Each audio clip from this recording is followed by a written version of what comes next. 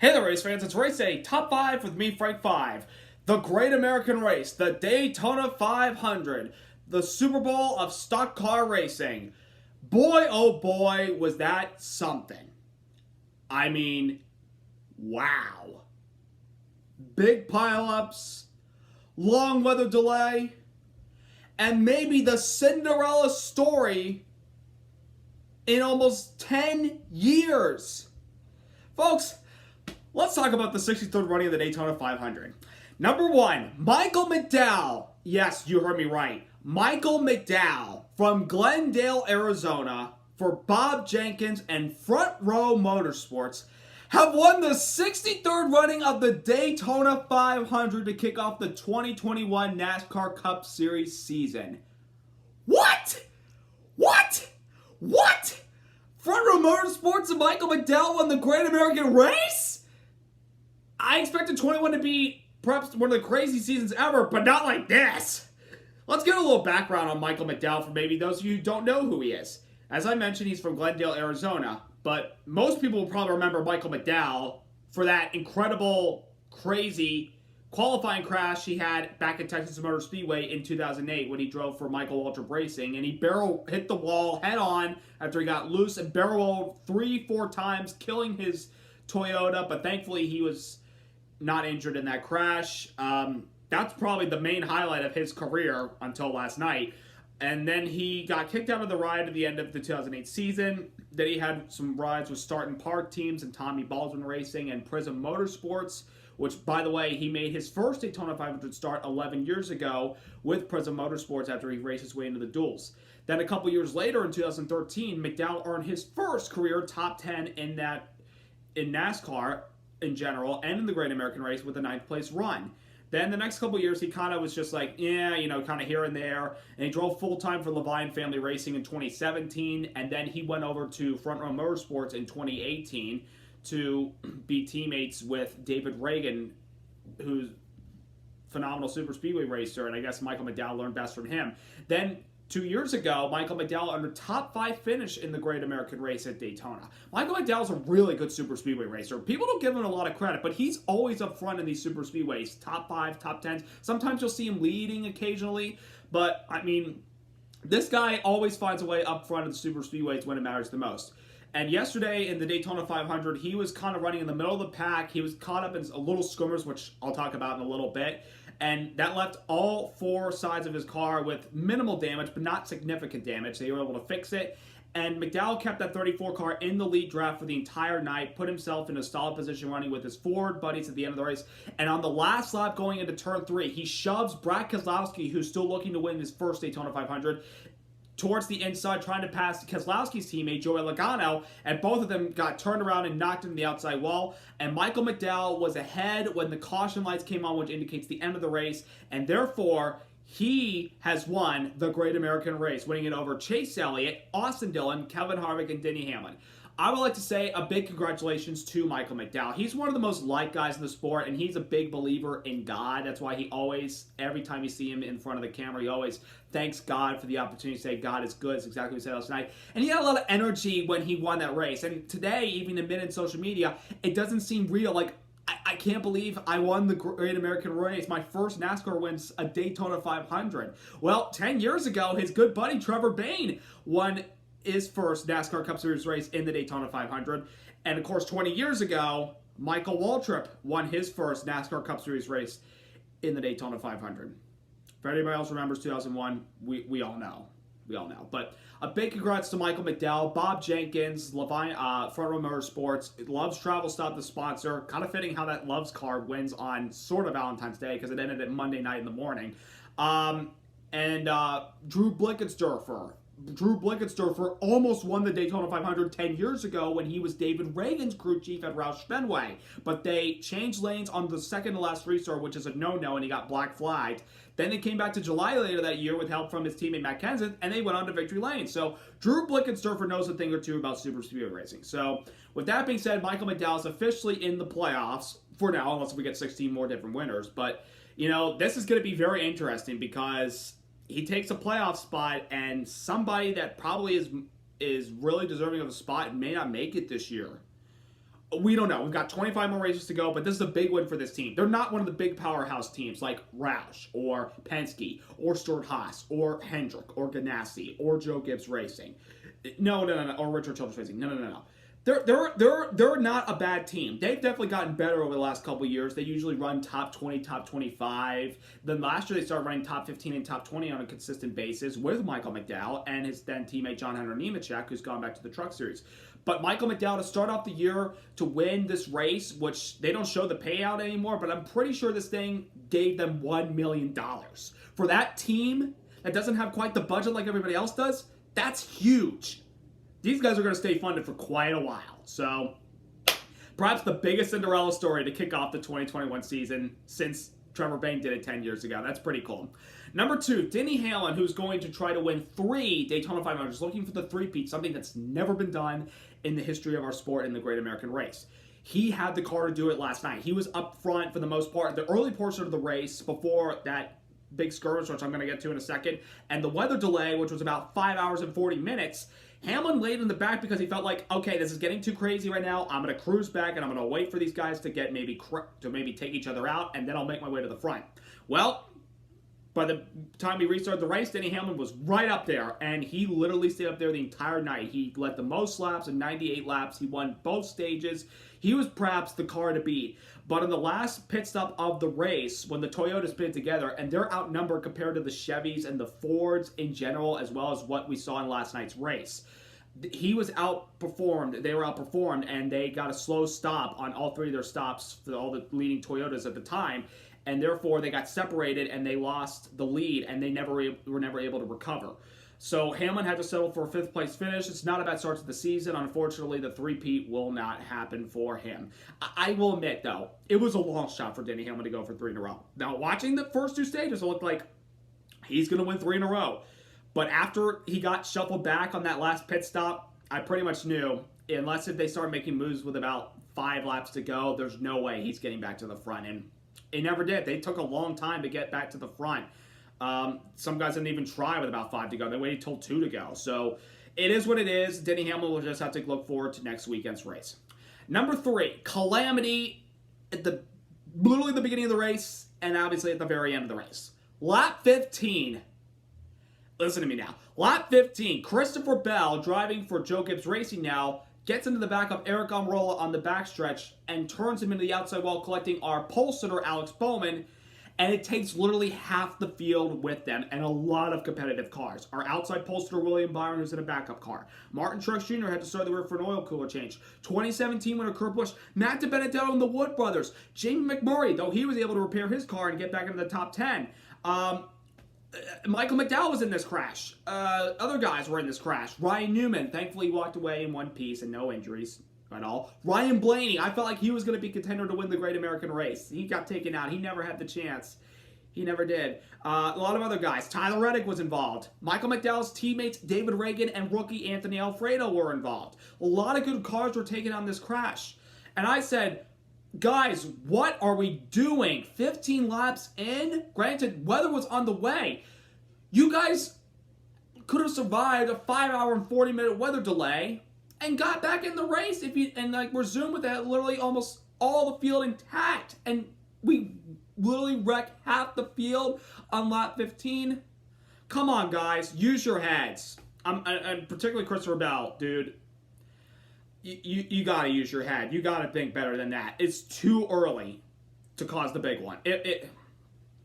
That's the problem with super speedway racing. It's fun, it's exciting, but sometimes guys make aggressive moves that we're not accustomed to seeing, and they're making them really early, thinking, oh, we see dark clouds coming over the speed. We're like, oh, we gotta go, we gotta make some moves, we gotta put ourselves in position because we may have to continue this thing tomorrow. I don't know. All I could say is it took out a lot of cars, and a lot of those teams lost a good amount of money with those cars. Now I gotta go back to work on them before we get ready to go racing at Talladega in 2 months. So yeah. And obviously the last lap crash, as I mentioned, where McDowell got into Keselowski and turned him into Logano. It also took out Kyle Busch, who's still looking to win the Daytona 500. Cole Custer, Austin Cindric, who won Saturday's Xfinity Series race and was making his first NASCAR start in the Cup level in the 500. Ran top 5 the entire night, did a great job. Ross Chastain was in it. Kyle Larson was in it, though Chastain and Larson were able to salvage a 6th and 10th place finish. I believe that's where they finished. I know Larson got 10th. Chastain, I'm pretty sure he's 6th. It took out a lot of guys at the end, and that they ultimately, NASCAR called the caution to call the race at that time because when they saw flames, like fire back there, thankfully nobody was hurt. When they saw flames and other guys, were getting, almost in the air, NASCAR had no choice but to throw the yellow because they said when the rule book, when somebody gets on their lid, even if we're racing back to the line, we have to throw the caution and just call it immediately because safety is of the utmost importance. And we've come a long way with safety. We really have. So thankfully all those drivers were okay. Brad Keselowski was okay, but he was heartbroken because he still is looking to win the 500, and I thought he had a shot there. Joey was upset, but he said congratulations to Michael McDowell. Kyle Busch had a very fast car. It looked like he could do it, but it wasn't meant to be. Bubba Wallace is in the crash. He ran well with his new Team 2311 Racing all night long, ran with the Toyotas, but he had to pit late because he felt a vibration, which put him a lap down, and he never got his lap back, and he was in that crash. A lot of key contenders were taken out in that crash. It was just unbelievable. Number 4, the racing in general. Okay, this wasn't the best Daytona 500, but I can explain why. It was mostly single-file racing towards the end of Stage 1 when we resumed, and part of Stage 2 and the majority of Stage 3 till the very end where guys started to make moves to try to go for the win. The reason being is because half the field was taken out in that lap 15 crash. And when we resumed the race at 9:30 p.m., I think most of the drivers that were still in the race decided, you know what, we're going to take it easy. We're going to continue the rest of the 500 miles without any problems. We don't want to cause any issues. There was a little mini crash in there with Christopher Bell cutting down a tire. They took out Stenhouse and Jamie McMurray and Corey LaJoie, though they were all able to get back in the race. But it was mostly single file. But I mean, the other thing is, like, the experience level over drafting the last couple of years, it's changed. It's changed because with Jeff Gordon gone, obviously calling races, Dale Earnhardt Jr. calling races, Tony Stewart's a car owner, Jimmy Johnson's riding IndyCar this year, Matt Kent is doing whatever he's doing, Carl Edwards is out wherever he is. The experience has changed over the years. We still have veterans driving in our sport that know how to draft, like Kevin Harvick and the Busch brothers, Kyle and Kurt, Martin Truex Jr., Denny Hamlin, even Brad Keselowski, Joey Logano, and I'd say Ryan Blaney too, and Chase Elliott. But now we got these other young guns like Christopher Bell, William Byron, Alex Bowman, Chase Briscoe. These guys don't really know how to draft like NASCAR boys used to do back in the early days. Drafting at Daytona and Talladega has changed over the years because of the experience level. So maybe does NASCAR need to put, like, so we say in layman's term, a restrictor plate on the way these guys race? I don't think so. But these guys, I think, need to learn how to become better drafters in the draft because this inexperience that we have here, guys in like their second, third, fourth year, they're getting a little too aggressive, and that's what's causing a lot of these crashes. So something that we got to work on. But I mean, as for the racing, ladies and gentlemen, this wasn't the best Daytona 500, but this wasn't the worst Daytona 500 ever. 2013, which I saw, which was Danica Daytona 500, honestly. Not Danica's fault, though. That was the worst Daytona 500 because everybody ran high, wide, and handsome the entire race until the very end when guys made some moves. But for the most part, 2013, that was the most boring Daytona 500 of my life. 2016 really wasn't that fun either, except for the close finish between Denny Hamlin and Martin Truex. Now, that was fun. Don't get me wrong. But, and everybody will agree that 2000 Daytona 500 was arguably the worst 500 ever because the Fords dominated and nobody could pass. And by the way, that was 11 years before we repaved the track. So that's all I have to say about the experience level. Hopefully these guys can learn and gain better experience, gain more experience, and have better knowledge about how to draft at Daytona and Talladega. And number 5, folks, it's been almost 20 years since we lost Dale Earnhardt. I'll be honest with you, I don't remember Dale Earnhardt's crash. I was a little baby. I was about 3 or 4 years old the day that he died on February the 18th, which is this upcoming Thursday. I was not a NASCAR fan at the time until I started to learn to speak and, play with my Hot Wheels and NASCAR cars back then, I never knew about Dale Earnhardt's death. I never saw it. And I'll be honest with you, I'm glad I didn't get to see it in person, because it would have taken, all Dale Earnhardt fans and all NASCAR fans out there agree. Dale Earnhardt is still the face of NASCAR. He may not be with us anymore, but he's with us in here. And every time we tune in to watch a NASCAR race, he's always there. Everybody looked up to Dale Earnhardt. They walked the way he walked, and they talked the way he talked. He's the intimidator. He was one of the best at it. He's a 7-time champ. It took him 20 years to he finally won the Daytona 500 in 1998, which everybody loved. Literally every crew member of every other team that competed against him in that race lined up on pit road when he was driving down there and gave him a high five before he did burnouts in the grass. Dale Earnhardt's legacy still lives on. And another thing that lives on in the legacy of Dale Earnhardt Sr. is what we've been able to do the last couple years.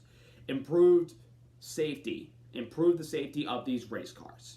Because without the Hans device, without the roll bar cage, without the basically cockpit seats, all these safety innovations, we would probably, all the stuff that we put in, and safer barrier walls too, we've done a tremendous job. And all of that has been attributed to what we've been able to accomplish since Dale's death. Ever since we put all these safety precautions into these cars, nobody has died in a stock car since Dale's death.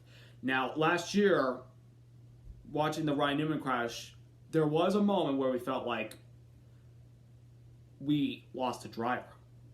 But thankfully, we didn't that day. And Dale Earnhardt, you are one of the greatest drivers we've ever had. You will never be forgotten. And we love you. And we truly miss you. So finally, driver recap for the Daytona 500. Chase Elliott, defending Cup champion, second place finish.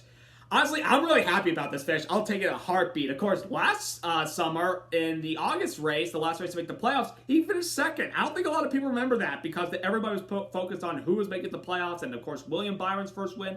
Chase Elliott ran second in that race, and yesterday, we ran top 10, top 15 the most part, working with our Chevy guys, and Larson and Austin Dillon, who had a great speed weeks, Ross Chastain, McMurray, Corey LaJoie, Ricky Stenhouse, Ryan Preece. We all did a great job, and we just kind of ran our race for a little bit. We led a couple laps under yellow, and at the very end we came second. I felt like maybe if Elliott had a little bit more feet and they waited to throw the yellow lights on after he got in front of McDowell, we could be holding the Harley J. Earl Trophy right now. But second place, I'll definitely take it. This is a great start to the season. Of course, this is probably the second time in his entire career that he's ran the Daytona 500 that he brings a car home in one piece, because 2017 he was leading with 3 to go until he started running out of gas and had to settle for 14th place. So I'll take the second place finish. This is a great start to the season as we look to defend our title, and now we'll get ready for next weekend. So the Daytona 500 is officially in the books, and we'll look forward to the 64th running of the Great American Race next year with the new next-gen car. But as for now, the season's underway, folks, and we're off to Daytona again next week. We're going to be running the road course this time, as it's replacing Auto Club Speedway because of California's COVID restrictions at the moment. So this upcoming weekend, we will see what happens. Will Michael McDowell, who is a really good road course racer, back up his Daytona 500 win and get his second win, all but securing a spot in the playoffs? Will Chase Elliott, who won the first Daytona road course race last summer in August, go back-to-back and lock himself into the playoffs and show that he's still the road course king? Will Denny Hamlin and Martin Truex Jr. and all these other stars that had pretty bad results in the Daytona 500 bounce back? Or could we see another surprise like Daniel Suarez and his new team win next week, or Bubba Wallace with Michael Jordan's new team? We shall see what happens, but as I mentioned, folks, the season is officially underway. So subscribe, like, congrats to Michael McDowell, Front Row Motorsports, Drew Blickensderfer, Bob Jenkins, all the guys on that 34 team. You are champions of the Daytona 500. Until then, have a great week, guys, and I'll see you next weekend for the Daytona Road Course.